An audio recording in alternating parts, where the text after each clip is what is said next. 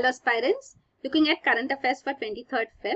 The news items that we have picked up from the Hindu newspaper are these 10. We'll look at them in detail. The first one, case against Azhar solid. So this is in the background that China had asked India to give more proof against Masood Azhar, whom India wants to put on the terror list. UN Sanctions Committee, that is 1267 Sanctions Committee. So this is a number given in United Nations, the committee sanctions which are put on terrorists so that there is restriction on terror financing. So this proposal in the United Nations is being stalled in the United Nations Security Council because of opposition from China. So China is a veto wielding country. So there are 5 veto power members in United Nations Security Council. So China is one amongst them, and it is against this. It has put a technical hold earlier. The earlier proposal had lapsed as well. Now a fresh proposal has been put forth. So this has been proposed by other Security Council permanent members. USA, UK, France, they have initiated this application. So US under Barack Obama, the application was put forth, and this was backed by UK and France to designate Azhar as a global terrorist. So this proposal has been put forth by these powers, and now China is asking India to give solid evidence for securing this ban on Jaish-e-Mohammed chief Masood Azhar. So we have discussed him quite often. He has been the mastermind behind the parliament attacks in India also in 2001.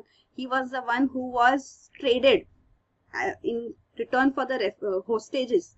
So the hijack which took place, IC-814 hijack in Kabul, which took place, resulted in this terrorist being released by India, and we are demanding him to be put under the Sanctions Committee of United Nations. Already Jaish-e-Mohammed, his organization is sanctioned under the Sanction Committee, and it has been declared as a terrorist organization at UN. So these are the reasons given by India that already the committee, the body to whom it heads, is under the sanctions. So what more proof does China need? And also India has no obligation to give proof to China. This is a proposal which has been put forth by these Security Council permanent members, US, UK and France. So why should India be giving proof for this? So that is India's point of view, and it says case against him is solid enough. There is no need for any more solid evidence required. So that is the point dismissed by India now. That is the other discussions which took place. So this was on the lines of Foreign Secretary Ministry's meeting. So the Foreign Secretary of India, Mr. Jaishankar, and his Chinese counterpart met recently in Beijing, and on these sidelines these were discussed. So Masood Azhar was discussed, and other aspects were also discussed. Another important aspect was on trade deficit. So trade deficit between India and China is widening. Means trade deficit means imports and exports are not balanced. So how much the trade is not balanced means trade is very much in favor of China. So we are importing a lot from China and exports are low. So that is why the trade deficit is widening, and to address this, steps need to be taken. So some steps have been taken, but more is required. So it says Beijing has promised that it would remove trade barriers for India's IT and pharmaceutical sector. So it was referred to that action, if taken, would result in more trade from India to China, which would result in this trade deficit reduced. Also, it has been agreed that the joint economic group, which is headed by the commerce ministers from the two countries, they will also meet earliest possible to discuss this issue now. So that has also been assured. Then the next news item is 3 lakh Indians in US at deportation risk. So this is a plan put forth by Donald Trump administration in US.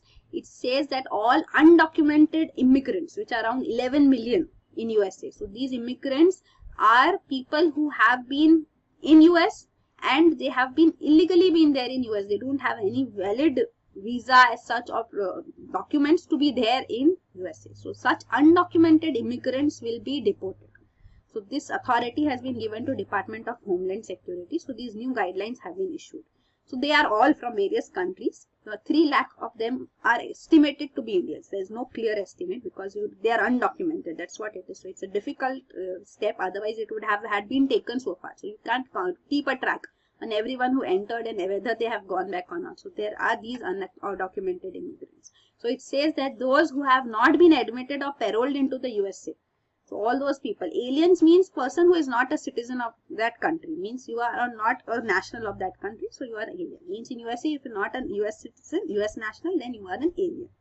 So they are all such aliens would be deported if they have not been continuously physically present even for 2-year period immediately prior to determination of their inadmissibility. So for the last 2 years, if you have been continuously living in USA, then there is some safeguard. Otherwise, if you have not been admitted or paroled into US and you have been staying without any documents, then you can be immediately removed. And only exception is when it's an unaccompanied minor or a person is applying for asylum or has fear of persecution.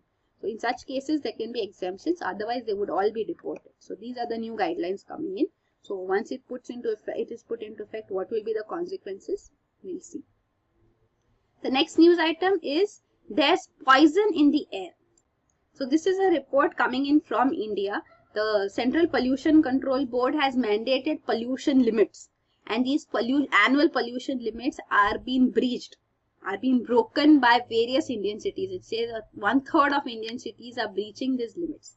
And this is a report from the period 2011 to 2015. So in this period of 4 years, these cities have breached the limits mandated by Central Pollution Control Board. So these are Environment Ministry related or affiliated organizations which have come up with these numbers. So they say that over 300 cities across the country have these pollution control monitoring stations up there, and it is seen that the levels of particulate matter 10, nitrogen dioxide and sulfur dioxide, they have been breached. It says 94 cities are guilty of breaching the annual particulate matter limit. So this limit is 60 micrograms per cubic meter. So this has been breached by various cities. Then even N2O levels have been breached by, you can see, Delhi, Badlapur, Pune, Ulhasnagar, Kolkata. So they are also mentioned. They have breached the particulate matter limit also, and additionally also N2O levels. So this is what it speaks of. So monitoring and enforcement of pollution limits is done by the state pollution control boards, and center only sends advisories to them. Also recently we have seen an international research report which said that 1 million deaths in India take place due to air pollution. So Environment Ministry also has explained that this is extrapolation, that how many deaths take place, for particular and extrapolation takes place, and it has been predicted as such. So there is no scientific validation to it is being asserted by them, but then Health Ministry along with Environment Ministry is working on a study. So they will have an official mortality from air pollution rate put forth too. So this was international research figure. So we'll see. There are directives given by center to the state on controlling particulate matter pollution. So they should promote public transport facilities, improve fuel quality, fuel efficiency standards can be improved. Ban should be put on burning of leaves, biomass, municipal solid waste. So this helps in reducing air pollution. So steps need to be taken. Advisories are given by center. States have to implement them. So these are the various pollutants and the air quality index which has been put forth by the government. So you can see the index shows that what is the air quality levels. And nitrogen dioxide, this is there, nitrogen dioxide. So it's oxides of nitrogen. So these are emitted by incinerators, vehicle emissions. So incinerators means where burning takes place. Garbage burning industries, they also are the main contributors of this emission. Sulfur dioxide is also emitted due to burning of fossil fuels, smelting of mineral ores that contain sulfur. So they also result in pollution. So cleaner fossil fuels like LPG, CNG helped in reducing sulfur dioxide emissions. Carbon monoxide also comes from vehicular emissions. So here also steps need to be taken. Also burning of wood in crematoriums, bakeries also result in carbon monoxide emissions. Bakeries also. So that is there regarding the pollutants and the air pollution. The next news item is location norms soon for waste treatment plants. So this is a provision, a draft law which has been proposed by Central Pollution Control Board. It says that solid waste to energy plants will be allowed. So earlier they were not, now it will be allowed to come up within 20 to 100 meters of residential areas. But what would be there? There would be a buffer zone which would be separating the boundaries of this waste processing facility from public zones. So this will be a draft law has been put forth. It is open for public consultation and then it will be finalized. So these are the guidelines put forth. It says that there will be no defined limits on the minimum distance separating such plants from residential areas. So only specification will be for landfills. That landfills should be at least 500 meters away from habitable zones. So that will exist. But then for solid waste to energy plants, there will be no limitation of their distance from residential areas, only boundary buffer zone would be there. Also, other guidelines which are there in this draft proposal are that these solid waste to energy treatment plants should have measures such as, should undertake measures such as planting trees. They should have odor-free technology used. They have proper waste transport measures within the buffer zone. So all these have to be ensured by these plants. So these are drafts, proposals, law put forth. Once finalized and put into effect, then we'll see the benefits here. The next news item is Navy frigate INS Betwa set upright in Mumbai dockyard. So we have seen about this incident, INS Betwa, which in December 2016 had tipped over in dockyard in Mumbai. So this has been set upright now. It has cost rupees 20 crores. So it has been a tendering process had been done and selection of Resolve Marine Group had taken place. The specialist firm has salvaged this operation. So the salvage operation has been done by them, means this has been set up right now. So it's a 4,000 ton indigenously built guided missile frigate. So it can carry guided missiles, INS Betwa. So 4,000 ton, 1 ton means 1,000 kg. So you can imagine the weight. So it required international expertise too, and a tendering process has finally resulted in this group being selected and salvage operation conducted. So there have been such incidents, casualties taken place. Even in this case, many were injured, 2 were killed as well in this December incident of INS Betwa. Earlier 2 such incidents have taken place. So torpedo recovery vessel has sunk. Then even this container vessel with missile, this had collided with a missile corvette. So 2 vessels colliding. Then this under construction destroyer INS Kolkata, there was an accident here. So such incidents have taken place over the years, resulting in deaths as well. The next news item is Kashmir and Internal Affair EU team. So we have discussed this earlier too, member of European Parliament. We had discussed this with respect to bilateral trade and investment agreement between India and EU. So members of European Parliament are on a visit. The delegation is visiting here. So they are discussing various issues now. So with respect to Jammu and Kashmir, they say that human rights violation in Jammu and Kashmir must be resolved, and they should be resolved internally in India. They say it's an internal affair. So the internationalizing of Jammu and Kashmir problem, which again and again Pakistan has insisted on, has been completely rejected by these members of European Parliament. So this is a positive step, but they say issues are there and they have to be resolved internally by India itself. So they say that we had this delegation of members of European Parliament had visited Kashmir on both sides. Means Pakistan occupied Kashmir too and Kashmir in India as well in 2003-04. And they said that this has to be settled through domestic Indian institutions. So no internationalization would take place. The concerns which they have also highlighted is denial of visa to members of their delegation. So these members of European Parliament delegation were not given visa.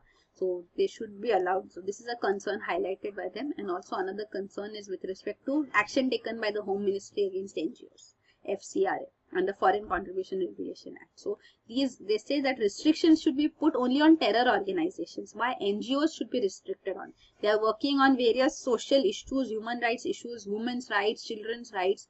They are bringing in funding into the country and they would be used for their welfare. Why there should be restrictions on it? So this has been questioned by them. So that is there. Also, India-EU has a strategic partnership which was launched in 2004. So that is also been highlighted. So it says that this strategic partnership will build up only if issues of human rights are also taken care of, because it says human rights are an integral part of EU's foreign relations. So that is important for EU and it's highlighted. The next news item is Uganda to stop car imports. So again, Indian Vice President Hamid Ansari, he is on a visit to Africa. Rwanda we discussed for 22nd, 23rd. The news is on Uganda. So Uganda was also visited by the Vice President, and here cooperation in the fields of vocational training, space technology, peaceful use of atomic energy were highlighted. So agreements had come forth on this. But the one point which has been put up on as such is on automobile manufacturing. So Indian automobile manufacturers, it says they have been put on notice because it wants to end import of assembled automobiles. It says that automobile manufacturers should assemble vehicles in Uganda. So this will create jobs. So the way we have Make in India initiative, Uganda also wants Make in India there. So assembled vehicles should be assembled there. Manufacturers should assemble it there itself in the country, creating jobs. So this is one point. So India's exports to Uganda are there. Majorly it is pharmaceuticals, bicycles, automobile components, two-wheelers. So all these are the areas in which India exports to Uganda. India-Uganda relations suffered after the 1972 genocide in Uganda, in which around 80,000 Ugandan Indians were expelled. Many were killed as well. So this was the military general Idi Amin who ended the government rule, democratic government, overthrew the government and came to power, declared himself as the president, and these Asian population here in Uganda were exiled from the country there, and this were the people who were also economically dominant. So that was the reason why their properties were also confiscated by him. They were expelled, but then it resulted in the short term it was fine, the property was taken over, but long term it resulted in the collapse of the entire economy of Uganda. So there many were killed as well, Indians and Pakistanis during this time. So this is there. So present President Museveni, he has said that these confiscated properties would also be returned. He has assured that many have returned. Ugandan Indians had gone to European countries as well, and now they have come back, and now their property rights are also guaranteed and they are settling back again in Uganda. So relations are normalizing and it would be taken care of. It says that presently too, they said it is a 30,000 strong Indian community who is present in Uganda, and it has heavily invested in the economy of the country. And the major payers of taxes, a lion's share of taxes in Uganda are from this Indian community. So that was one aspect which was also discussed, but it says that this is not an issue with Indian government. It says it is a issue between Uganda and UK. But then they are of Indian origin. So that's there. So it says that Indians whom we expelled ended up enriching UK and Canada. So they went ahead and settled there and worked there. Then the next news item. This is Uganda. We have already seen this. Rwanda visited before Uganda by the Vice President, and now Uganda was visited. The next news item is TRAI told to review tariff plans. So this is an order coming from Telecom Commission. So this is the highest decision making body in Department of Telecommunication. So under the ministry. So this Telecom Commission has now asked TRAI to review mobile tariff plans offered by telecom operators, because there are even various promotional offers. It has not specifically mentioned Reliance Jio, but it is saying there are various promotional offers which are affecting the earnings of the telecom sector. So the revenue of telecom sector has declined in the last 2 quarters in a row. So in July-September quarter and October to December quarter, the telecom sector revenues have declined, and it has affected the government earnings as well. So government also earns revenue from the telecom operators through the spectrum which they use, the licensing fees which they pay. So government earnings have also reduced. So what is the reason behind this has to be reviewed. So that is why regulator TRAI has to look into this. So though Reliance Jio is not specifically referred to, but Reliance Jio has been offering free voice and data services since September 2016 to various consumers. So it has 2 different plans. It has added around 100 million subscribers in 170 days. So this is also referred to as predatory pricing, because what it is charging is a one-time charge of 99 rupees from its current subscribers, and they can have unlimited voice and data services. Only monthly charge of 303 for a year would be taken. So such payments being made, such meager amounts being taken for all the services provided. So of course it would affect the revenues of other telecom operators, and overall telecom sector would suffer. So that is why it is said to be predatory pricing. So what is this predatory pricing? Is also that one firm sets a price which is very low. So that is a predator. Predator means somebody wants to eat up another, like this is in the wildlife, an animal eating up another smaller animal. So a larger firm is trying to bring itself on any firm. It may not be large, so it has the resources that it lowers the price to such an extent, and it can sustain for a long time. So all the consumers would come to it. So then the other competitors which it has, they would be out of the market.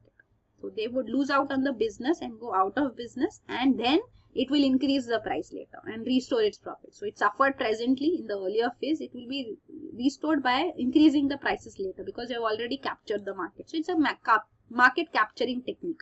So this is what is being alleged by various other telecom operators, that Reliance Jio is what it's doing is predatory pricing.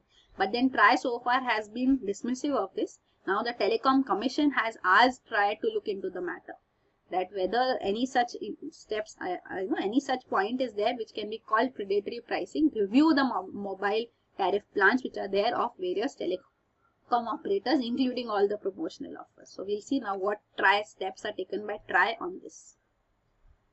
Then the next news item is Roche can't hang on to breast cancer drug, High Court. So this is Delhi High Court order to the Switzerland pharmaceutical major company. This is Roche.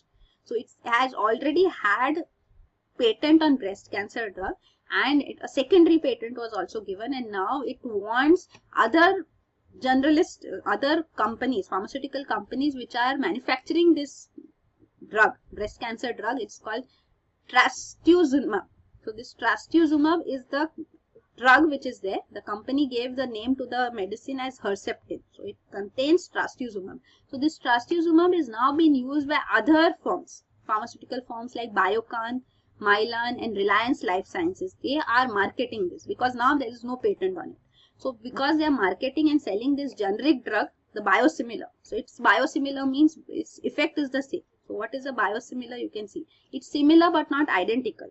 So its effects have already been approved because the patent is given only after a new drug has been discovered and its efficacy has been tested. So these are clinical trials which take place, and the results of the trials clearly show that what is the effect of it.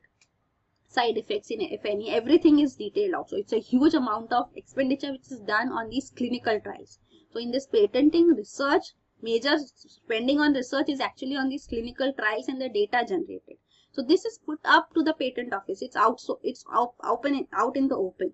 After that only patent is provided. So once the patent expires, then this is open source. It's present available. So there are restrictions being sought by Roche on this data which they have. They say this is our own data. How can they use it? So they are taking advantage of the biosimilarity.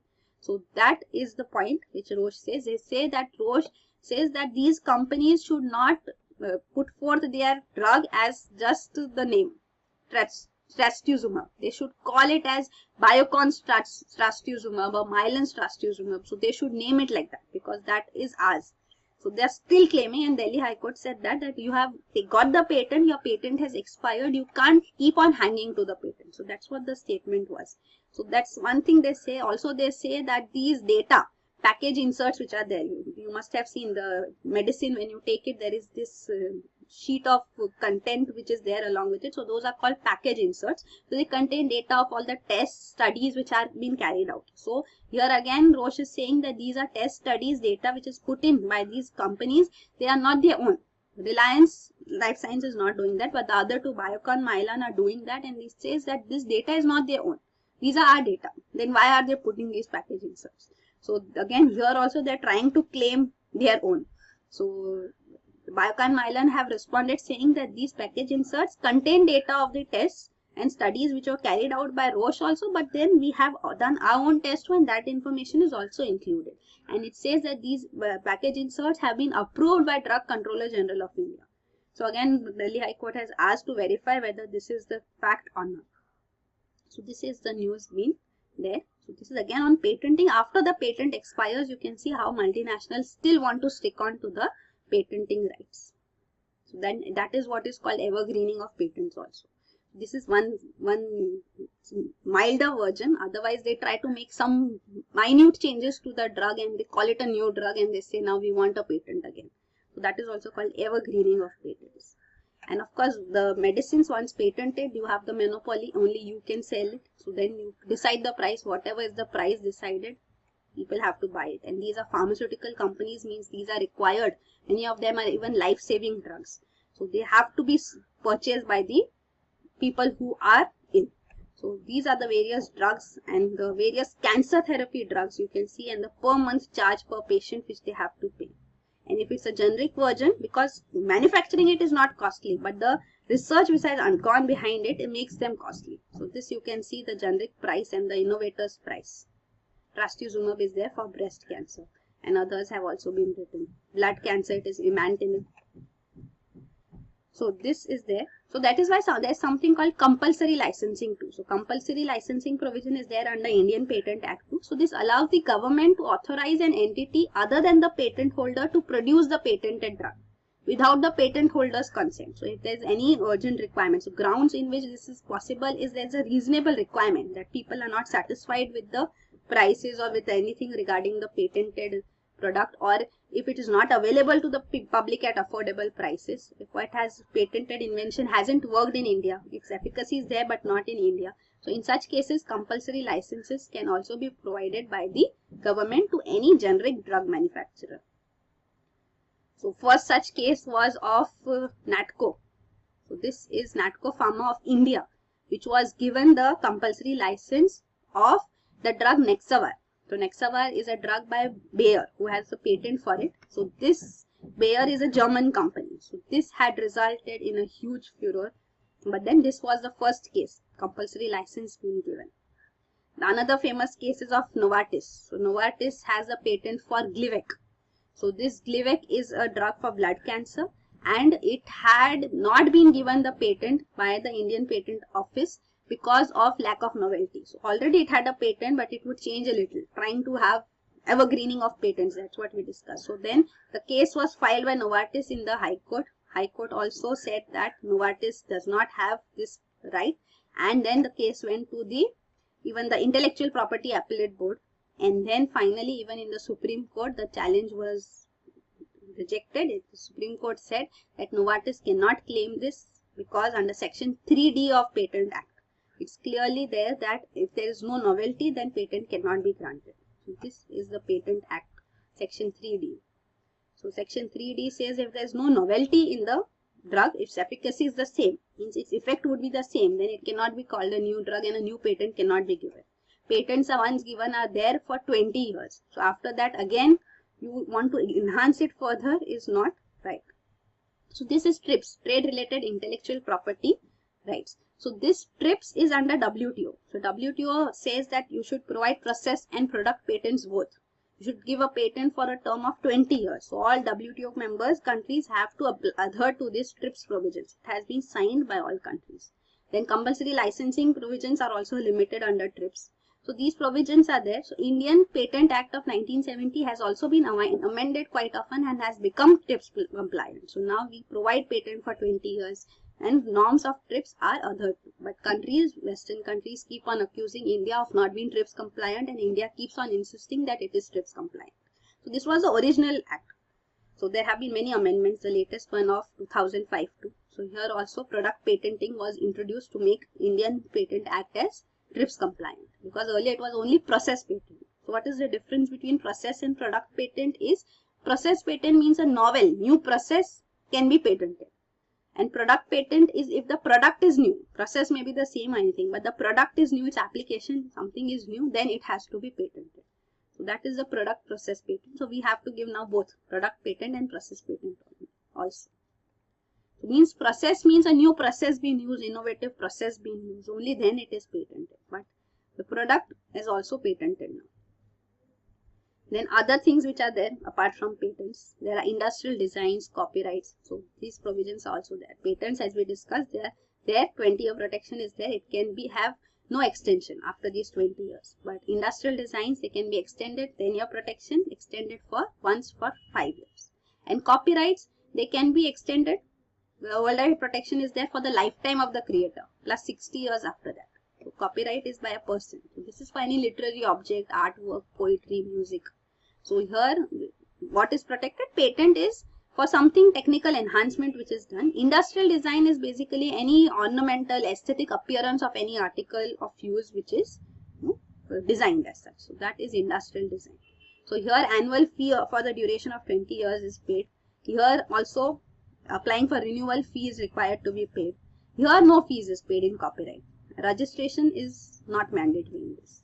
And when to apply, it has to be applied for patent right has to be applied before launching the product into the market. Even here, before launching design into the market. But copyrights you can apply anytime. Rights can be applied anytime. Then the last news item is 7 Earth-like planets spotted. So this is the news which has come forth, that there are 7 Earth-like planets which are orbiting a star which is not very big. So this is the star found, dwarf star as it is called. So it's not very big, it's TRAPPIST-1. It's said to be the size of Jupiter. It is 39 light years away from Sun. And this has 7 Earth-sized planets with mass similar to Earth. Scientists, these are called exoplanets. Planets which are not within our solar system, they are exoplanets. Planets from outside. So these are found in the habitable zone of the star. So means there can be life existing here. They are said to be understood that because they are said to be terrestrial planets. So their temperature is also low enough. So there's possibility there is liquid water present on their surface as well. So these are terrestrial, have land surface. They have low temperatures, have possibility of liquid water is also there. And now detailed study of their climate and chemical composition is being done to understand these planets. So then if there is life, there may be life available present on these planets, and the scientists say that if there is life on these planets, we'll know about it in a decade. Means in 10 years we'll come to know about it. So these are the 7 new discovered planets which will be further studied as well.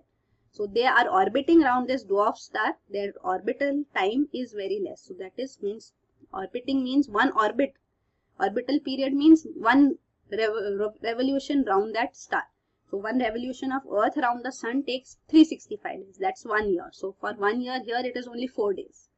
So for various planets here, for all the 7 planets, the orbital period is given. That is very less. So they are quickly revolving around the star is clear here. So that is there. So this is the illustration given of this dwarf star and the 7 planets which will be studied further. So that is it. Thank you.